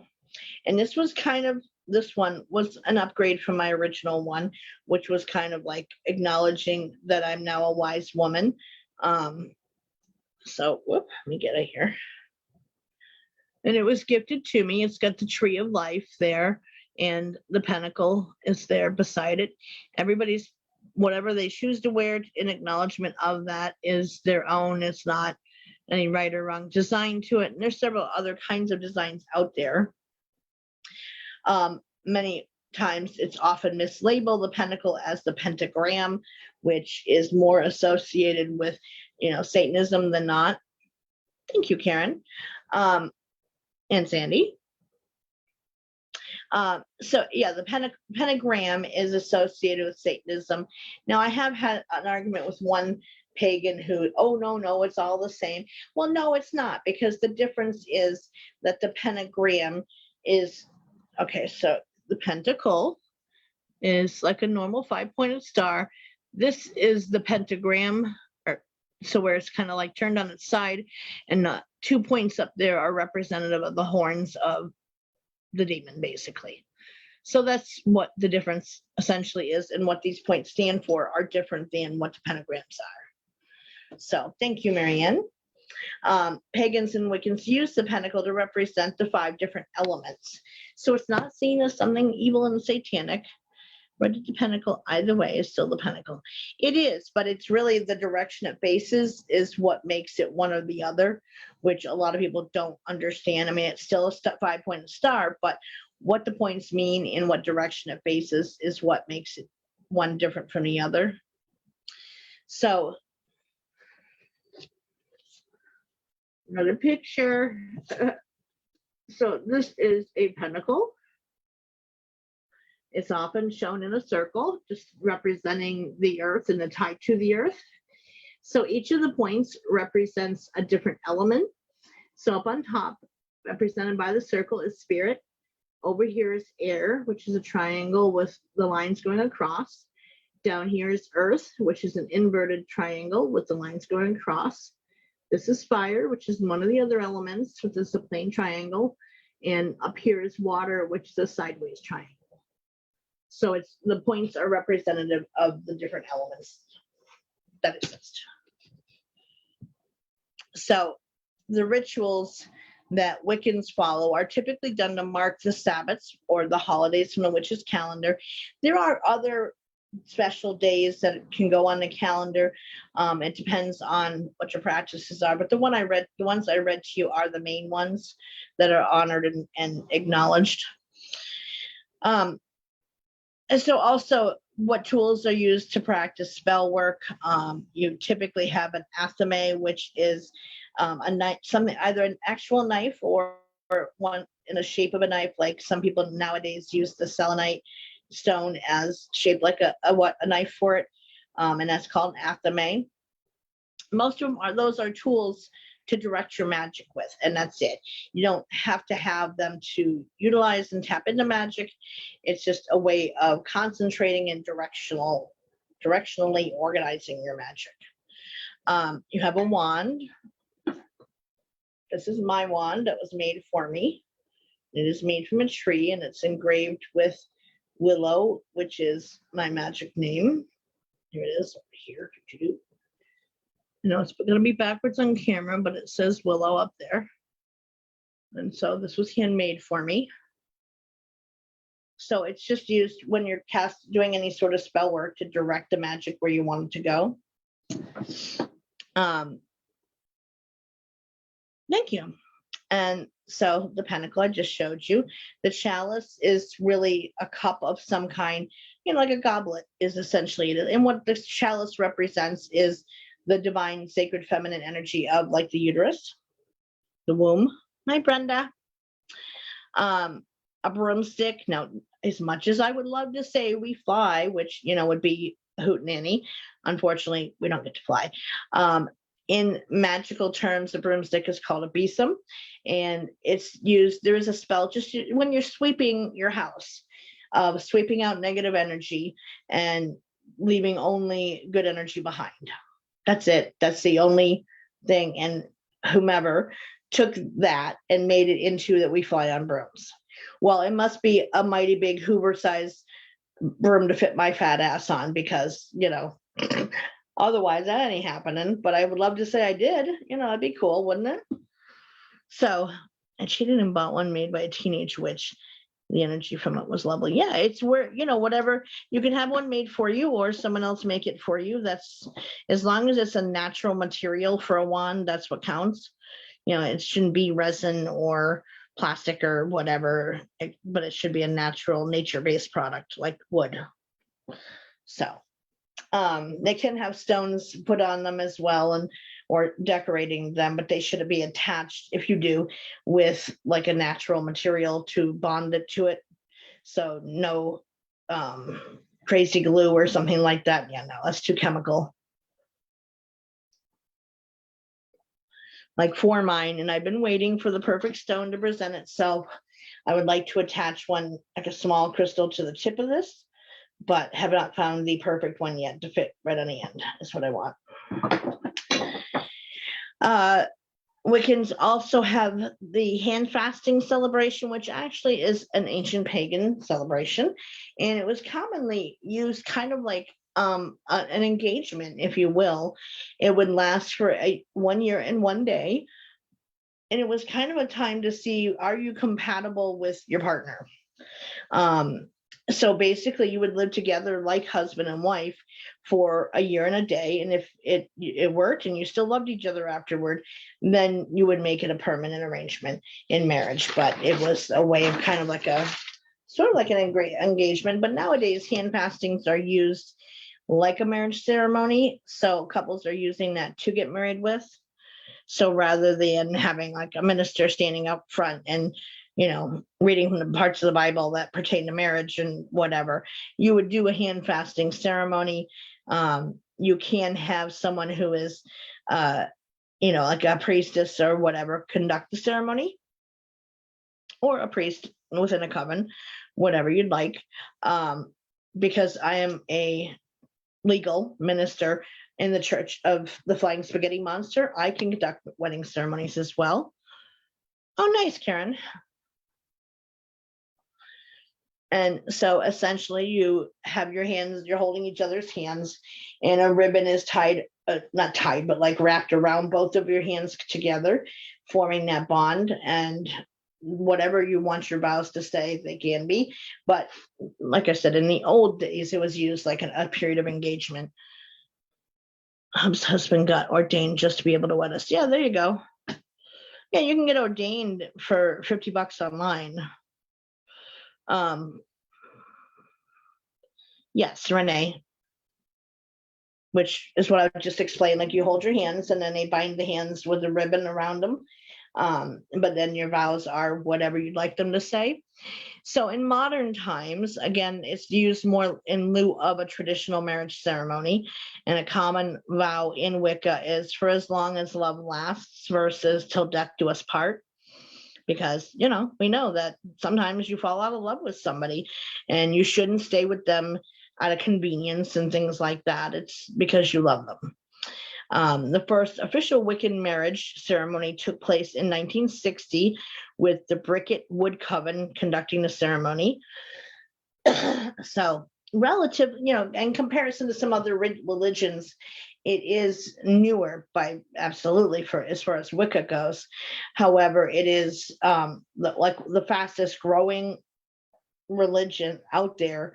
It goes like Christianity, Islam, and then Wicca. So Wicca is like more and more people are taking that on as a belief system rather than organized religion.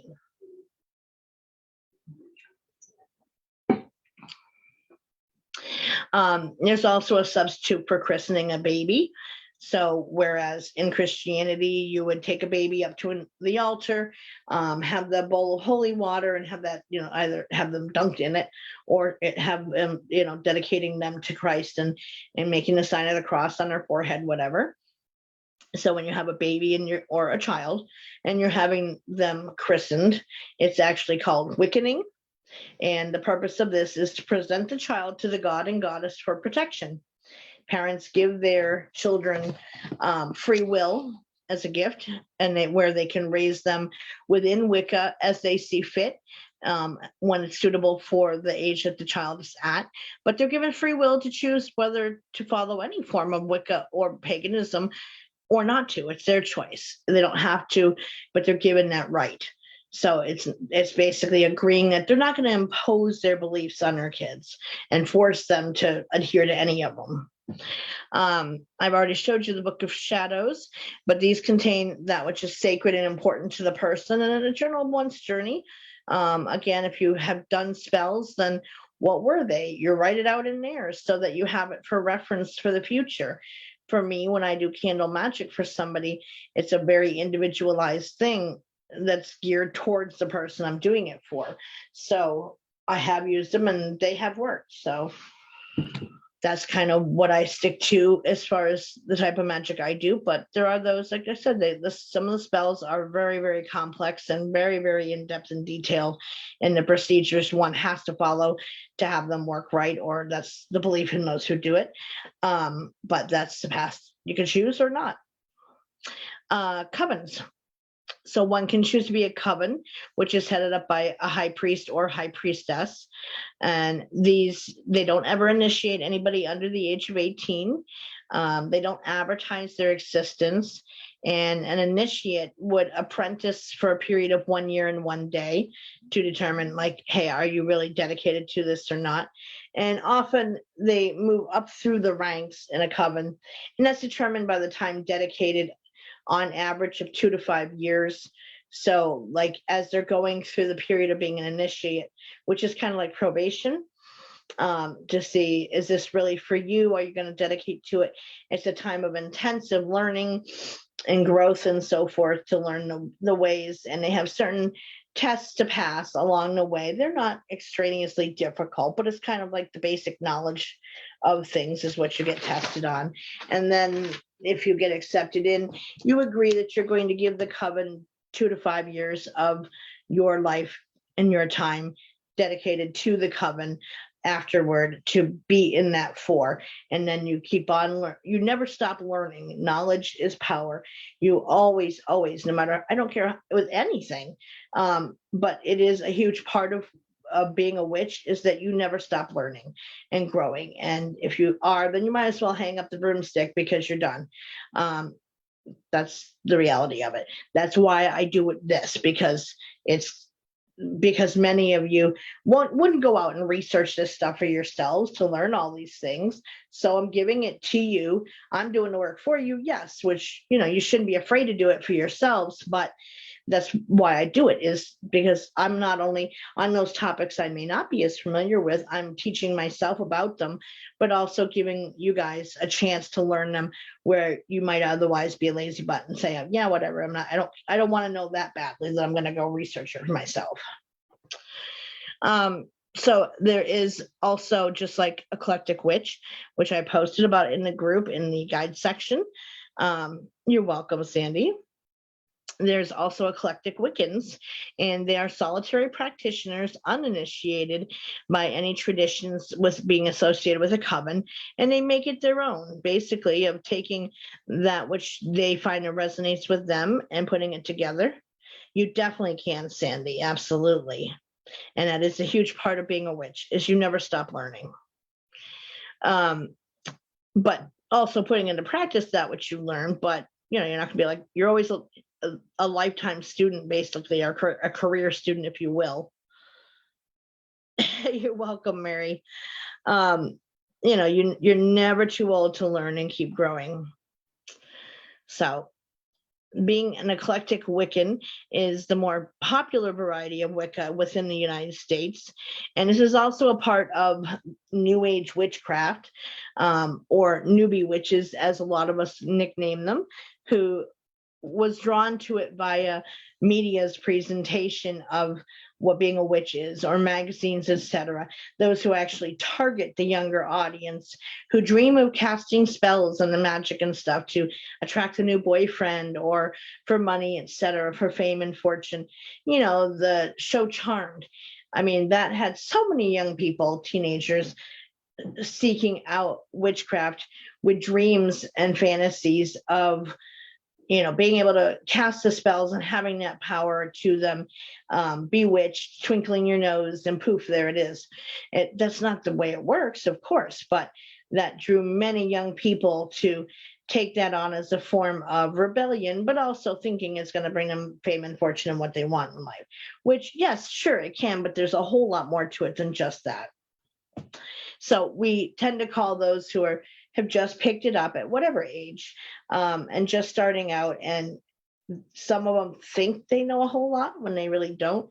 Those are newbie witches, or baby witches is another nickname for them. It's not meant with disrespect. It's just kind of saying like, yeah, you got a whole lot more to learn, and please don't take off running before you learn to walk. The numbers of neo-pagans / Wiccans. So it's hard to really ascertain accurately the full numbers, because a median figure globally as of 2016 is about 800,000 people.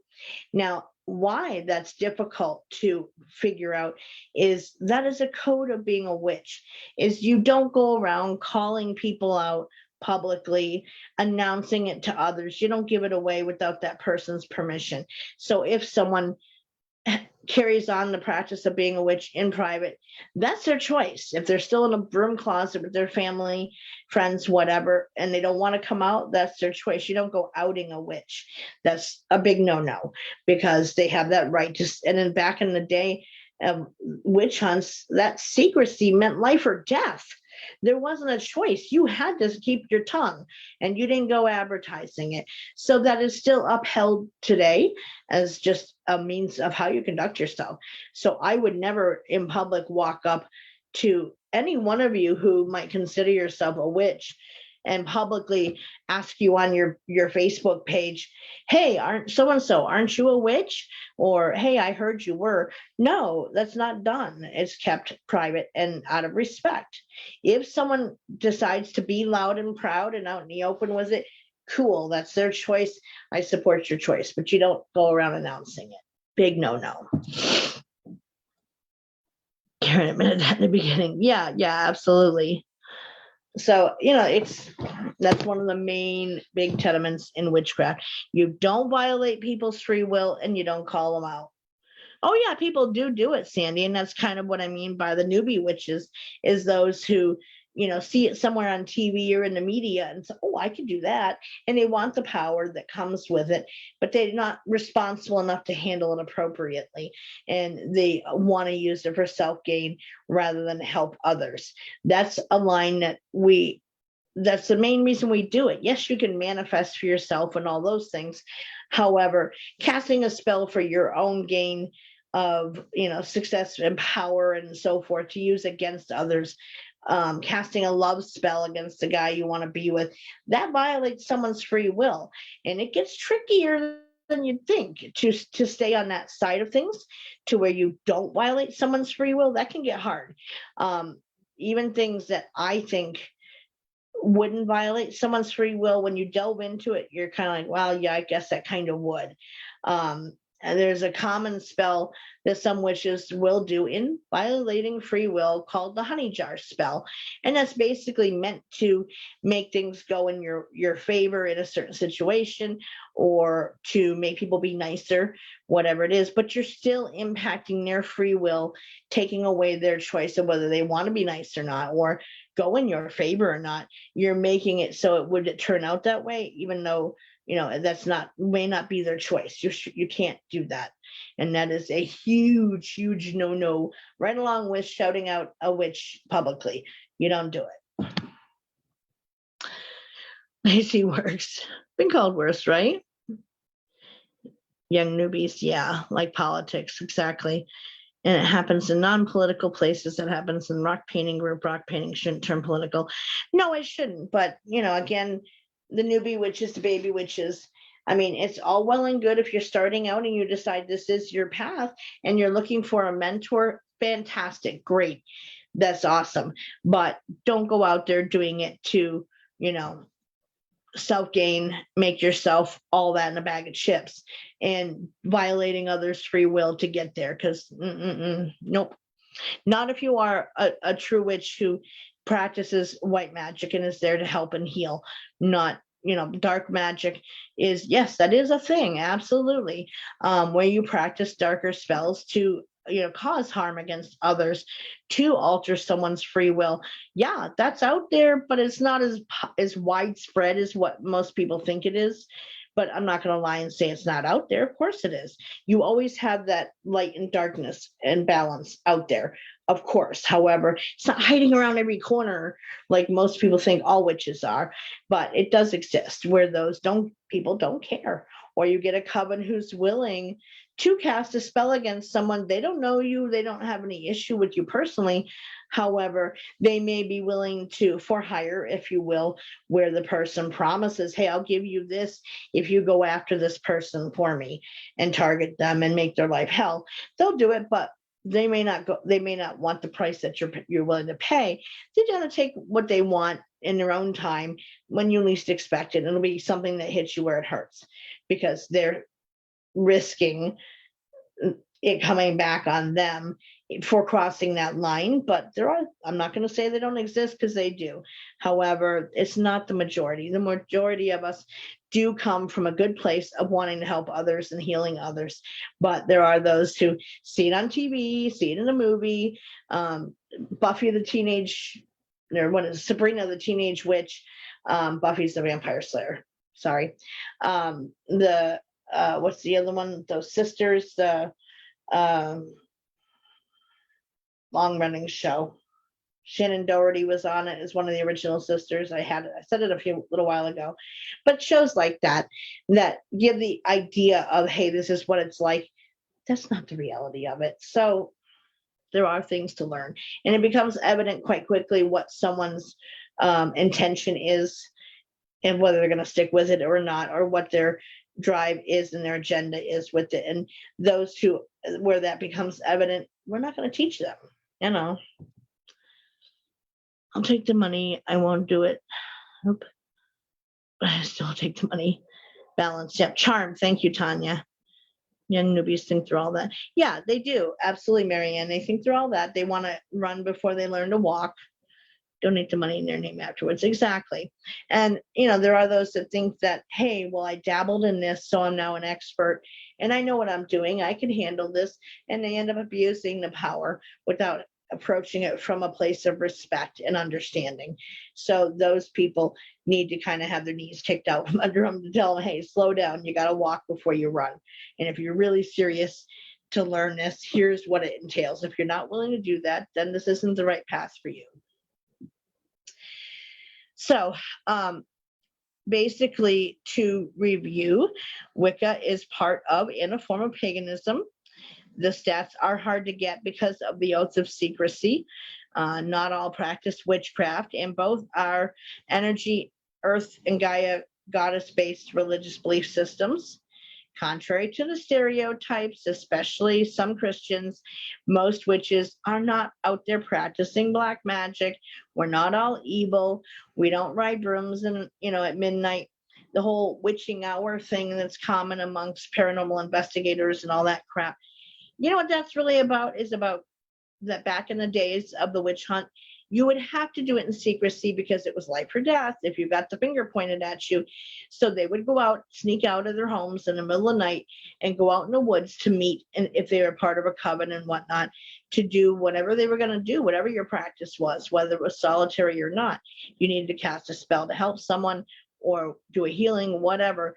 It was done in the middle of the night, and you would sneak out after the rest of the family was asleep for the night, and then sneak back in before people, knew you were missing, to go do what you had to do. That's what the witching hour is. It's not something to do with, any gates that are open over other times. It was not about, dark arts or otherwise. It was just a matter of secrecy to protect your life.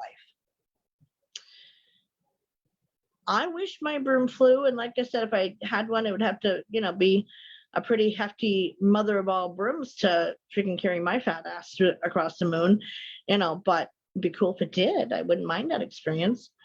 But your broom's retired, exactly.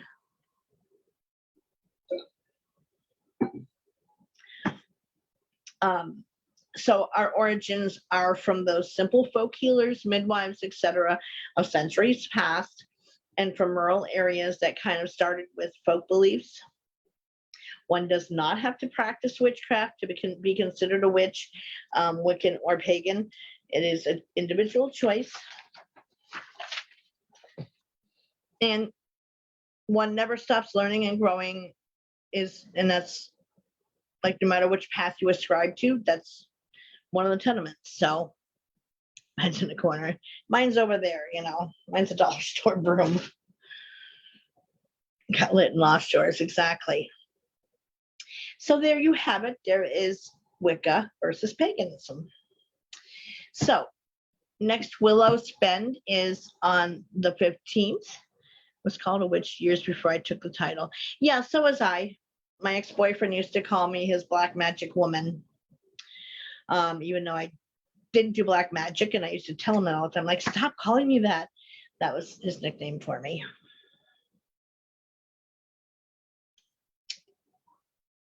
Or he'd sing me that song, Black Magic Woman. So next Willows Bend is on the 15th, next Monday. Thank you, Sandy.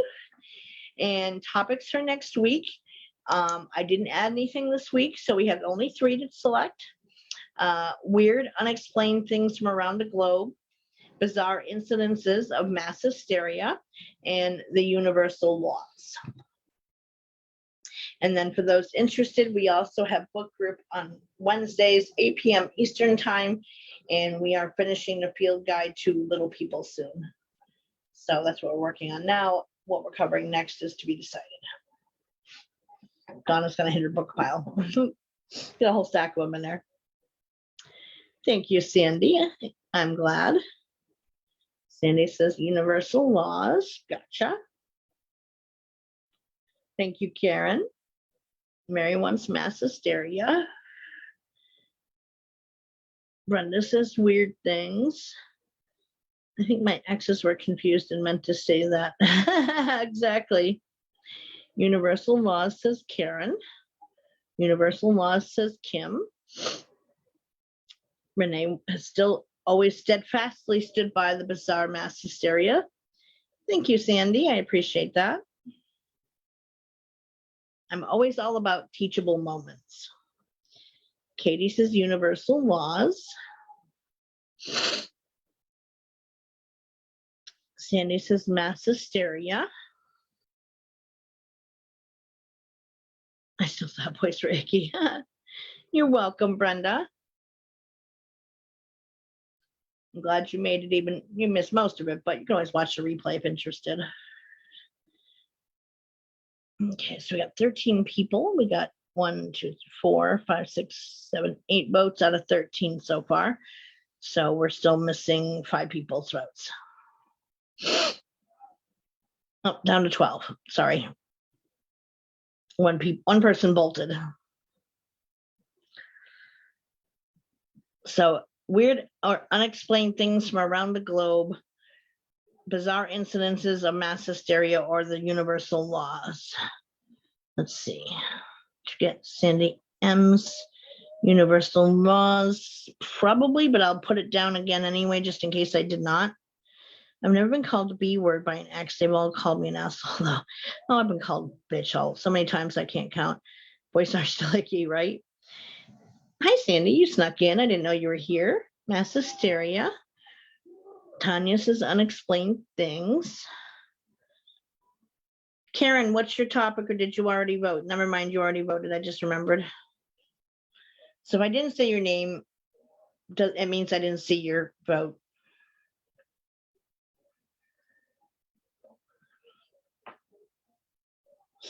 Oh, and I'm also going to be getting to replace the Willows Ben quarter from the crystal show that I go to and get my stuff from. They have these yes and no coins that I picked up one, so it should be coming before too long. And it has yes on one side, no on the other. So we'll use that as the tiebreaker coin, and the quarter can go back in my bank. Just told me to use my title. I'm not just plain B. Exactly. Good night, Brenda. Marianne says universal laws. Gotcha. All right, so speak now or forever hold your peace. Weird and unexplained things from around the globe, bizarre incidences of mass hysteria, or the universal laws. Going once.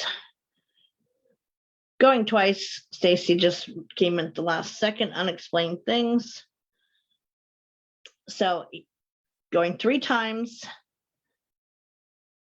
Gone. So universal laws it is by just 2 votes. So we're getting down there, and I will leave those other 2 on there because I know there are set ones of you that definitely want the mass hysteria. Facebook has been garbling sound off and on my end. Lovely, Sandy. That's unfortunate. Well, maybe you can catch the replay if interested. There's a, like I said, I'm all about teachable moments. I had a prime example of that. Some of you heard the story already. In a public store, I was shopping, and it was near Halloween time, and I was up at the register, and if I see that the cashier is looking kind of gloomy and grumpy, I'll try to make a comment to say, oh, you look like you had a long day, or you look tired, I'm sorry, and hopefully you're done soon, or try to be empathic towards them. And this one woman, she wasn't having it. So this guy happened to come in when I was at the register, and he saw that they had the Halloween decorations out, and he's like, woohoo, Halloween, quite loudly. And he's like, yes, I've been waiting for this. He got all excited, and I chuckled because he was funny, and he was like a big kid in a candy store, to see if they had the decorations out. And this woman who was cashiering was just the whole time she's ringing my stuff out like, ooh. And I said, I'm sorry, what's the matter? And she said, oh, I don't see why people make such a big deal out of Halloween, and it's evil and it's bad, and why would you celebrate bad dark things like monsters and evil things like werewolves and witches? So of course Donna got intrigued at that one. Yes, I did see that she said her sister would probably vote the same as her, which it still leaves the universal laws in the winning slot. So, but duly noted, Stace. And so she so, that kind of piqued my interest. Oh, witches are evil. And I said, I'm sorry, but why do you feel that way? Well, I didn't grow up with Halloween, and I didn't, I wasn't raised that way in my belief system. I said, well, you're certainly entitled to your beliefs, of course. And I'm sorry you feel that way, but it's a whole lot more than just that. And nobody celebrates those things. And she said, oh yeah, they do. And I wouldn't let my kids go out trick-or-treating, and it's just a bunch of nonsense and celebrating all this evil. And she mentioned witches together. Teachable moment. Ding, ding, ding. Donna couldn't keep her big mouth shut. So I politely said, well, I'm sorry you feel that way, but I'm a witch. And guess what? I'm not so evil. Actually, she was a dollar store employee, Mary, but yeah, Walmart does too, but she was in a Dollar Tree. And I said, so, guess what? I'm a witch. And I'm not evil or bad or negative in any way. And maybe perhaps you want to go and research Samhain and learn what the traditions actually are about, versus having all of the negative stories that you were taught as part of your belief system, which are inaccuracies, which unfortunately has led to you, being kind of biased and bigoted against those who have that as a belief system. Go and learn and educate yourself on that which you don't understand. And by the way, have a nice day. And I turned around and I walked away saying, teachable moment, ding. But she was out trick-or-treating. Yeah, I don't know that, but she wouldn't let her own family, her own children go out trick-or-treating. She didn't believe in it, and she just thought it was all about, bad people and evilness. Stop your drinking, Mary. Yeah, she was a Dollar Tree, and she just, so I take whatever opportunity I can to educate as I can for those who may be ignorant, with the understanding that, no, I'm not going to change anyone's beliefs. That's not my role here. But if I can help perhaps plant a seed of someone to stop and think before they open their mouths to be treating someone else, with stereotypical ideals that are completely inaccurate, I'm all for that. And I sure as hell will if I can. So anyway, that's what this topic was put on the table for, was to help dispel some of that and teach what it's really about and like. And many of you may be of that mindset and belief where you've always called yourself spiritual in nature. Well, now you may have a different label you may choose to carry. It's up to you, of course, but I'm not here to change anyone's beliefs. So with that, I wish everyone the most blessed week possible. Thank you, Mary, and hope to see those of you who are interested in book group on Wednesday night. If not, then have a great week, and I will see you around Facebook land as always. You too, Sandy. So thank you all for coming. Have a wonderful night. Please like and share out if possible. It is appreciated. And if you can't, I know you can't share from the Willows Bend page because of the privacy setting on the group, but you can always go to the Soma Fusion page and share it from there. That works as well, or YouTube channel, whatever you'd like.